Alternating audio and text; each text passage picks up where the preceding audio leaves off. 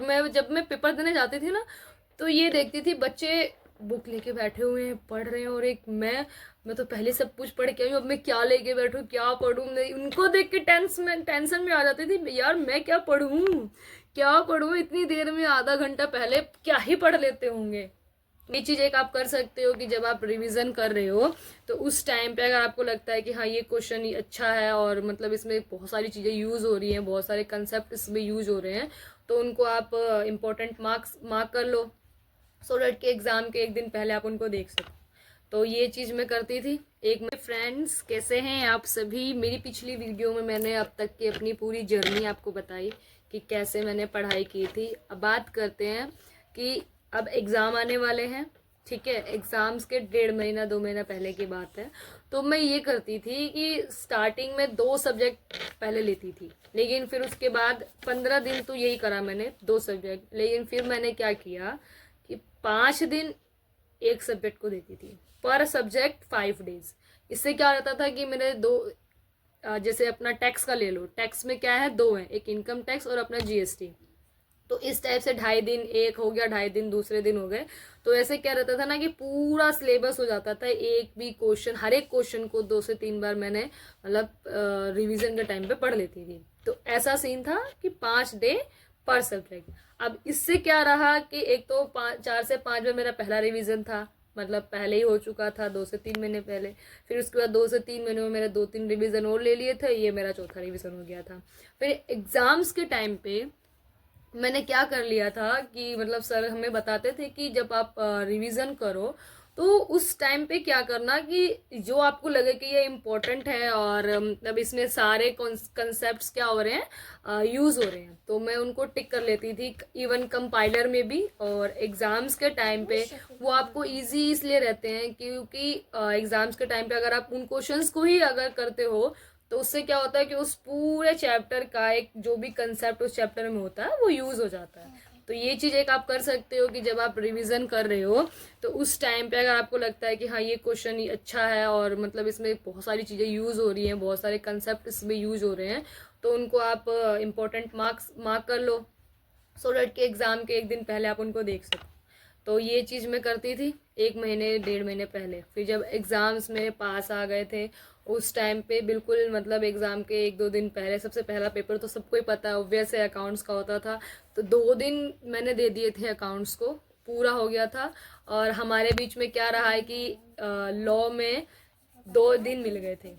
2 दिन in the sense कि जिस दिन एग्जाम था वो उसका अगला, एक उसका अगला, और फिर उसके अगले दिन, तो 2 दिन हमारे पास पूरे थे। तो ये था कि उस बीच में मैंने अगले वाले पेपर का भी थोड़ा सा सिलेबस कवर अप करने का ट्राई किया था। फर्स्ट डे पे अगले पेपर का ले लिया था। जब मैं पेपर देने जाती थी ना, तो ये देखती थी बच्चे बुक लेके बैठे हुए हैं, पढ़ रहे हैं, और एक मैं तो पहले सब कुछ पढ़ के आई हूँ, अब मैं क्या लेके बैठूँ, क्या पढ़ूँ। उनको देख के टेंशन में आ जाती थी यार, मैं क्या पढ़ूँ, क्या पढ़ूँ, इतनी देर में आधा घंटा पहले क्या ही पढ़ लेते होंगे। मैं नहीं पढ़ती थी, लेके बैठी तो रहती थी, कुछ समझ में ही नहीं आता था। मेरा ऐसा इंटेंशन रहता है कि जब हमने ये 9 महीनों में कुछ नहीं पढ़ा, ये आधे घंटे में पढ़ के क्या ही कर लेते हैं। हालांकि हर किसी का अपना अपना इंटेंशन है, सबके लिए नहीं है। ये मेरा होता था, मैं वहाँ पे बच्चों को देखती थी, मुझे ऐसा लगता था यार मैं क्या पढ़ूँ, क्या पढ़ूँ, कौन सा क्वेश्चन उठाऊँ। मैं पहले ही पूरी बुक करके बैठी रहती थी। तो औरों को देख के ऐसा ना करें, ये मैं कर चुकी हूँ। प्लीज़ फ्रेंड्स आप ना करें। अगर आपको लगता है कि हाफ एन आवर्स का थोड़ा सा रह गया है, लेकिन बैठ जाओ, अदरवाइज आप टेंशन फ्री होके घूमो एग्जाम्स के टाइम पे। अब जितना आपने पढ़ लिया, आप ये खुद सोचो ना, अब तक आपने जितना पढ़ लिया है आधे घंटे में, मान लो एक क्वेश्चन ऐसा पढ़ भी लेते हो जो आपके एग्जाम्स में आ रहा है, ठीक है, बाकी का क्या। अब आप एग्जाम के बिल्कुल पास खड़े हो और फिर उस बीच में अगर आपको ये टेंशन हो रही कि क्या पढूं, और ऊपर से जितना मैं पढ़ा होता था ऐसा लगता था मैं वो भी भूल रही हूँ, क्या हो गया क्या हो गया। जब फर्स्ट डे अगर अब मैं बात करूँ अकाउंट्स की, मेरे हाथ कांपने लग गए थे, क्योंकि आफ्टर मैरिज कम से कम 5 साल हो गए थे मुझे किसी पेपर में अपीयर हुए। और फर्स्ट पेपर, वो भी इतना बड़ा पेपर, आप सोच सकते हो। फर्स्ट मेरे लिए हर एक चीज़ फर्स्ट था। तो जब मैं एग्ज़ाम सेंटर में बैठी, मेरे हाथ इतनी शिवर कर रहे थे, इतनी कांप रहे थे, मैं राइटिंग नहीं लिख पा रही थी। हालांकि मैंने इतनी प्रैक्टिस घर पे कर रखी, मेरी आप नोट्सबुक मैं आपको दिखाऊंगी किसी वीडियो में, इतनी सारी नोट्सबुक मैंने भर रखी थी, स्टिल पेपर लिखते टाइम मेरे हाथ इतने कांप रहे थे। पेपर जब मैंने देखा ऐसा लगा भगवान मेरे ऊपर मेहरबान है। एग्जाम क्वेश्चन पेपर जो था ऐसा लगा बस मेरे लिए बना है। सारे क्वेश्चंस इतने इजी सब अच्छे लगे, सब बढ़िया थे। ये जब एग्जाम्स में मेरे पास क्वेश्चन पेपर आया तो लगा कि चलो ठीक है, भगवान मेहरबान है। अब ऐसे करते करते सारे पेपर तो इजी है, लेकिन जो लास्ट पेपर था that is FM and SM लिया हमने।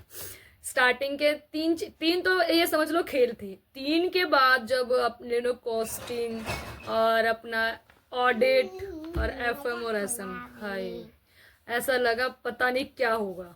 ठीक है, एक तो हेल्थ इश्यू के कारण पढ़ा नहीं ढंग से। ठीक है, अब तक मैं जो पढ़ा था उसी के बेस पे आई हुई थी मैं एग्जाम सेंटर पे। बट वही है ना कि अगर आपने किसी चीज़ के लिए दिल से मेहनत करी है तो कहीं ना कहीं मुझे ऐसा लगता है कि भगवान भी आपको आपका साथ देता है, और वो चीज़ मैंने अपने साथ फील की है। एंड देन जब मैं पेपर दे के आ गई, मैं ऐसे ही करके मेरे सारे एग्जाम्स हो गए थे।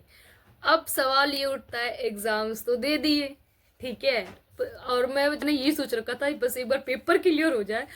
जो भी चीज़ें मैंने त्यागी है, सेक्रीफाइस किया है ये इस जर्नी में, आई विल एंजॉय देम। मैंने जितने भी फेस्टिवल्स थे वो छोड़ दिए, ठीक है, कहीं आना जाना छोड़ दिया, ये सोच के कि कोई नहीं कोई नहीं कोई नहीं कोई नहीं, एक बार रिजल्ट आ जाए तगड़े लेवल का हम एंजॉय लेंगे। बस लास्ट डे आ गया, एग्जाम क्लियर। अब उसके बाद टेंशन ये रहती थी क्या होगा, पेपर तो दे आए, हाँ पेपर में हमने आंसर्स भी लिख लिए, अब क्या होगा, अब रिजल्ट का वेट करो करो। तो करते करते करते करते मैंने पहले तो 5 दिन 10 दिन बुक्स के बारे में सोचा ही नहीं ना, बिल्कुल नहीं। एक तो ऐसे ही पढ़ के आए थे, फिर उसके बाद ये रहा कि थोड़ा बाहर घूमे, हम घूमने गए, मेरे हस्बैंड हम पूरी फैमिली को घुमाने लेके गए। एंड उसके बाद फिर टेंशन ये, यार FM का पेपर अच्छा नहीं गया था, SM का पेपर अच्छा नहीं गया था, उसकी तैयारी कर लेती हूँ, उसमें बैक आने का हो सकता है, उसमें फेल हो जाऊँ मैं। फिर क्या था, फिर मैंने पढ़ाई शुरू कर दी दोबारा से। आप यकीन नहीं मानोगे, मैंने FM और SM का सिलेबस एक बार और कर लिया रिजल्ट से पहले। अब 11 जुलाई आ गई थी, 11 जुलाई को रिजल्ट अनाउंस होना था। अब हफ्ता 1.5 हफ्ता पहले ये हमें पता चल गया।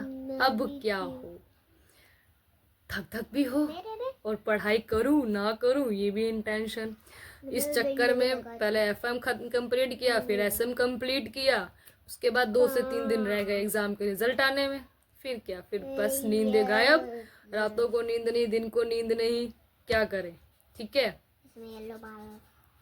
मैं नहीं पढ़ती थी, लेके बैठी तो रहती थी, कुछ समझ में ही नहीं आता था। मेरा ऐसा इंटेंशन रहता है कि जब हमने ये 9 महीनों में कुछ नहीं पढ़ा, आधे घंटे में पढ़ के क्या ही कर लेते हैं। हालांकि हर किसी का अपना अपना इंटेंशन है, सबके लिए नहीं है, ये मेरा होता था। मैं वहाँ पे बच्चों को देखती थी, मुझे ऐसा लगता था यार मैं क्या पढ़ूँ, कौन सा क्वेश्चन उठाऊँ। मैं पहले ही पूरी बुक करके बैठी रहती थी। तो औरों को देख के ऐसा ना करें, ये मैं कर चुकी हूँ। प्लीज़ फ्रेंड्स आप ना करें।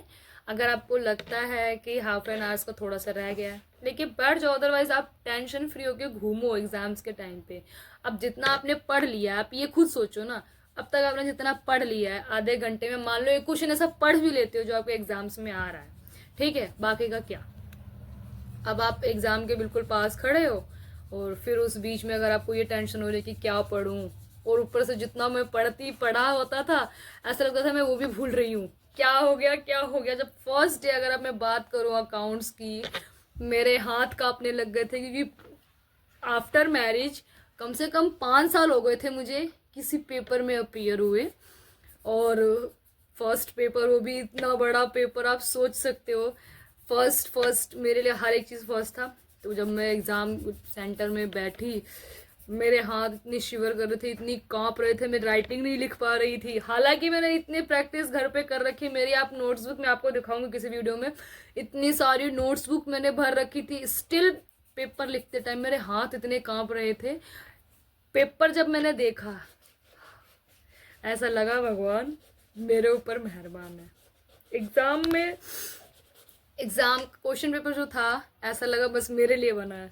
सारे क्वेश्चंस इतने इजी सब अच्छे लगे, सब बढ़िया थे। ये जब एग्जाम्स में मेरे पास क्वेश्चन पेपर आया तो लगा कि चलो ठीक है, भगवान मेहरबान है। अब ऐसे करते करते सारे पेपर तो इजी है, लेकिन जो लास्ट पेपर था that is FM and SM, लगता है उन्होंने साड़ा निचोड़ लिया हमें।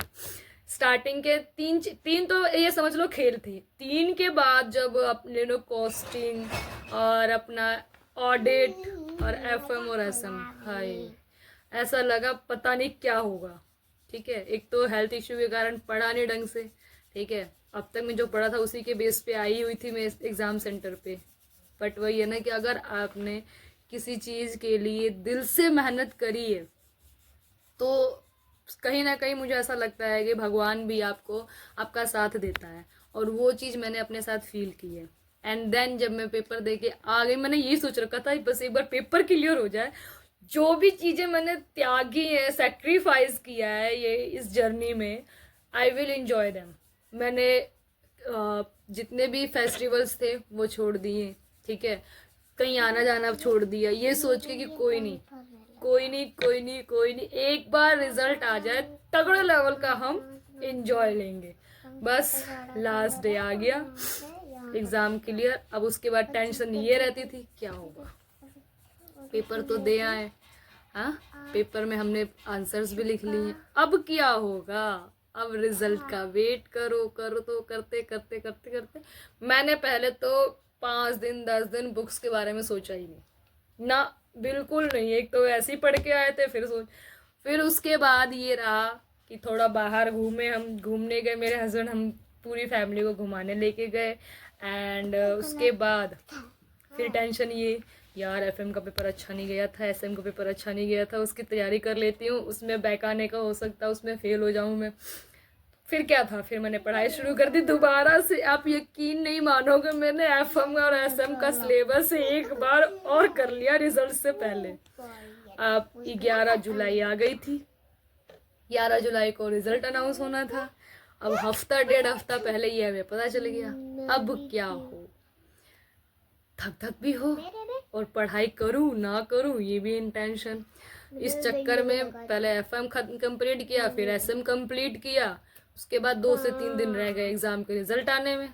फिर क्या, फिर बस नींद गायब, रातों को नींद नहीं, दिन को नींद नहीं, क्या करें। ठीक है,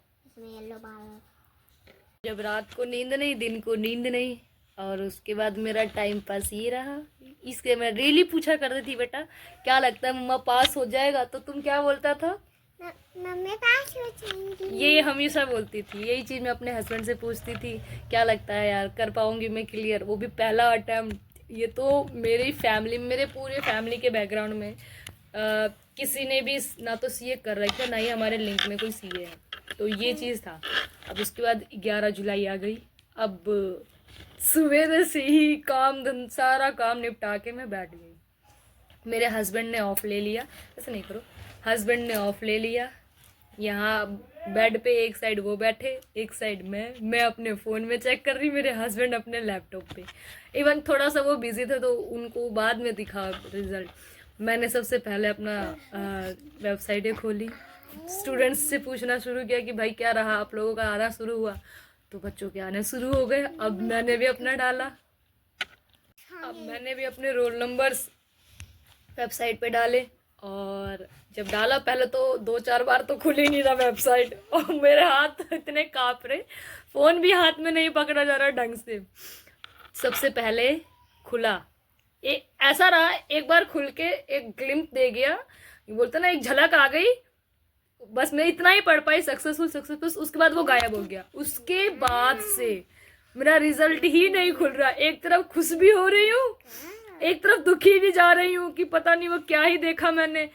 खुशी इस चीज़ की सक्सेसफुल दिखा, दुख इस चीज़ का कि रिजल्ट अभी हाथ में पुख्ते तौर पे नहीं है। उसके बाद क्या, उसके बाद मैंने अपने हस्बैंड को बोला, वो भी लगे पड़े हैं, साइड आपको पता ही है किस तरीके से काम करती है, साइड पे हम दोनों लगे हुए हैं, साइड पे रिजल्ट ही नहीं आ रहा। फिर मैंने अपने ग्रुप पे पूछा स्टूडेंट्स से, स्टूडेंट्स तुम लोगों का आ रहा है कि नहीं आ रहा। फिर मैंने अपना रोल नंबर अपने ग्रुप पे डाल दिया। इतनी एक्साइटमेंट, बताओ, ये पर्सनल चीज़ें शेयर्स भी नहीं करते हैं उस टाइम पे। बस ये था कि कहीं से मुझे मिल जाए, मेरा रिजल्ट हाथ में आ जाए। तो उसमें फिर एक ने मुझे बोला कि ऐसे आप पर्सनल चीज़ें शेयर मत करो। मैंने उसको फिर पर्सनली भेजा और उन्होंने मुझे मेरा रिजल्ट हाथ में दिया और उसको देखा। अब यकीन नहीं कर सकते हैं फ्रेंड्स, उस टाइम की फीलिंग मैं वर्ड्स में एक्सप्लेन नहीं कर सकती हूँ। मेरे हस्बैंड की खुशी का ठिकाना नहीं, मेरी पूरी फैमिली एक पल को बिलीव ही नहीं कर रही। मेरे जो कजन्स थे, मेरी मासी के लड़के हो गए और बड़े पापा, कोई यकीन मानने को तैयार ही नहीं कि मेरा सीए इंटर वो भी फर्स्ट अटेम्प्ट में निकल गया। तो फ्रेंड्स, आप ये कह सकते हो कि हर एक सेक्रीफाइस आपको आपके गोल की तरफ जरूर लेके जाता है। मैंने बहुत सी चीज़ें सेक्रीफाइस करी। मैंने अपने बच्चे तक को छोड़ दिया था। मेरी बेटी मेरी सास के पास रहती थी। मेरे हस्बैंड सुबह से लेके शाम तक ऑफिस भी देखते, घर भी देखते और मेरी सासू माँ मेरी इस बेटी को देखती। मेरा सिर्फ काम था एक बेड का कोना और उस कोने में बैठ के पढ़ाई करना, बस। और यही चीज़ शायद मुझे अंदर से मोटिवेट करती थी कि नहीं यार, तुझे करना है, अपने लिए ना सही तो अपने हस्बैंड के लिए, जो मॉर्निंग में सारा घर का काम करके जाते थे, फिर ऑफिस जाते थे, फिर ऑफिस से आने के बाद सारा काम देखते थे। तो ये सारे सेक्रीफाइसेस मेरे हस्बैंड के मुझे मोटिवेट करते थे कि नहीं यार, हारना तो बिल्कुल नहीं है, तुझे करना है तो करना है। तो यार फ्रेंड्स, ये देखो कि आप अगर एक चीज़ को ठान लो, आप सोचो मैं मैरिड गर्ल होके भी पहले अटेम्प्ट में इंटर निकाल सकती हूँ, तो आप क्यों नहीं। ठीक है, तो बस इतना सा सलाह है आप लोगों को कि जो भी आप कर रहे हो शिद्दत के साथ करो, किसी बाहरी मोटिवेशन की आपको ज़रूरत ना पड़े। मैंने कभी यूट्यूब पे ये मोटिवेशन के लिए देखा ही नहीं कि किसी की शायरी सुन के मोटिवेशन आ रहा है, किसी की स्पीच सुन के मोटिवेशन। नो, मुझे किसी मोटिवेशन की नीड ही नहीं है, क्योंकि मेरे घर में मेरा मोटिवेशन मेरा हस्बैंड है। मेरे लिए मेरे मोटिवेशन का जो सोर्स आप बोल सकते हो मेरे हस्बैंड, और ये रही मेरी एक प्यारी सी फूल सी बेटी, बस, और कुछ नहीं था। तो यही एक आप लोगों को मेरा मैसेज है कि जो भी आप कर रहे हो ना, आप एक बार अपने पेरेंट्स को ले लो, पेरेंट्स को अपने दिल में बैठा लो, फिर देखो आपको कोई ऐसी ताकत नहीं है, कुछ भी ऐसा नहीं है जो आप ना कर पाओ।